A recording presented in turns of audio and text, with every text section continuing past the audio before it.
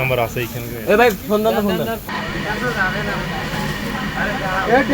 হঠাৎ করে ইঞ্জিনের পাইপের মধ্যে আগুন, তেলের লাইনের মধ্যে আগুন লাগছে অনুমানিক। দেখার পরে মাদ্রাসার ছাত্ররা দেখার পরে গার্ড ভাইকে ফোন দিছে। গার্ড ভাই আবার তারপরে রেলের ড্রাইভারকে বলছে, ড্রাইভার গাড়ি স্লো করছে। ইতিমধ্যে পাশে মাদ্রাসা ছিল, মাদ্রাসার ছাত্ররা পাইপ দিয়ে কিছু করছে, পানি সহযোগিতা করছে। কিছুক্ষণের মধ্যেই সাংবাদিক আসছে, তারপর কিছুক্ষণের মধ্যে ফায়ার সার্ভিসের লোক এসে এটা নিয়ন্ত্রণে ভালোভাবে আসছে। ইনশাল্লাহ কোনো ক্ষয়ক্ষতি তেমন মনে হয়নি।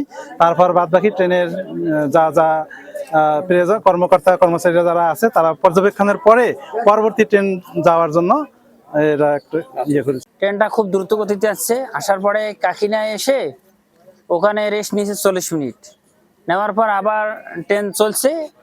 চলন্ত অবস্থায় আমরা হাতিবান্ধা পর্যন্ত ভালোই দেখছি, মানে আপনার ভোটমারি পর্যন্ত। ভোটমারি পার হয়ে একটু আমরা ধোয়া দেখতে পাই। এরপরে হাতিবান্ধা আসলো, হাতিবান্ধা এসে যাত্রী নামার পরে আবার যখন রানিং হলো তখন দেখতেছি মানে দ্রুত গতিতে ধোয়া বের হচ্ছে। কি বুঝলেন ভাই? অনলি যেটাই চাই।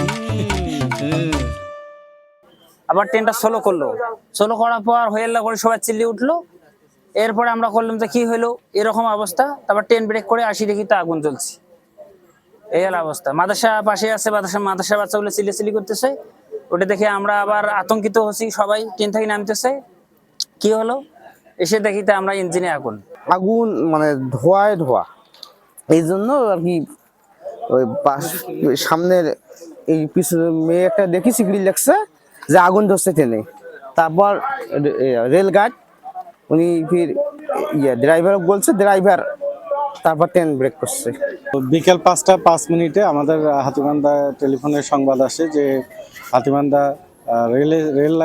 রেলগাড়িতে চলন্ত অবস্থায় আগুন লেগেছে। সংবাদ পাওয়ার সাথে সাথে আমরা ঘটনাস্থলে চলে আসি।